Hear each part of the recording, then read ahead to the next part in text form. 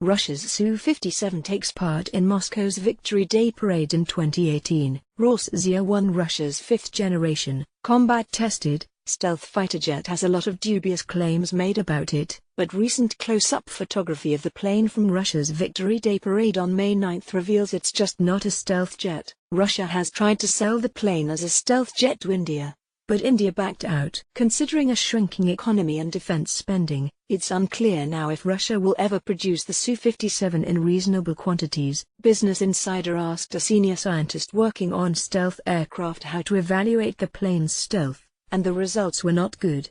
Take a look at the pictures below and see if you can spot what's wrong. The scientist, who spoke on condition of anonymity because of the sensitive nature of stealth work, pointed out 6 major problems from the pictures. First, take a look at the seams between the flaps on the aircraft.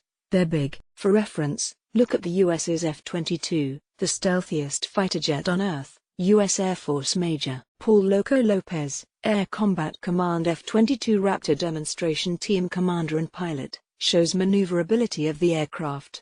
Photo by Senior Airman Kaylee Du Bois. The flaps at the end of the wing have very tight seams, which don't scatter radar waves, thereby maintaining a low profile. Secondly, look at the Su-57's vertical rear tails.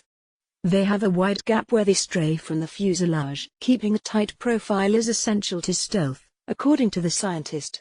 An earlier version of the Su-57, marine analysts advise the youngs to look at the F-35's rear tails for reference. They touch the whole way. Lockheed Martin. Third, look at the nose of the Su-57. It has noticeable seams around the canopy, which kills stealth.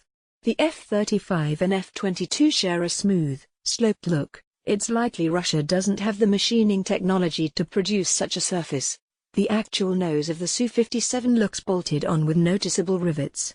Finally, take a look at the underside of the Su-57.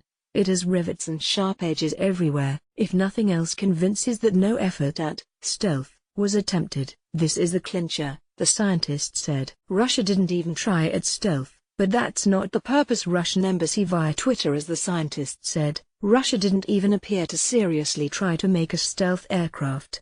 The Su-57 takes certain measures, like storing weapons internally, that improve the stealth, but it's leaps and bounds from a US or even Chinese effort. This highlights the true purpose of Russia's new fighter, not to evade radar itself, but to kill US stealth jets like the F-35 and F-22. The Su-57 will feature side-mounted radars along its nose, an infrared search and track radar up front, and additional radars in front and back, as well as on the wings. As the Drive's Tyler Ogaway writes, the side-mounted radars on the Su-57 allow it to excel at a tactic called beaming that can trick the radars on US stealth jets. Beaming entails flying perpendicular to a fighter's radar in a way that makes the fighter dismiss the signature of the jet as a non-target. Any fighter can beam by flying sideways, but the Su-57, with sideways-mounted radars, can actually guide missiles and score kills from that direction. Russia has long taken a different approach to fighter aircraft than the US, but the Su-57 shows that even without the fancy precision machined stealth of an F-22, Moscow's jets can remain dangerous and relevant.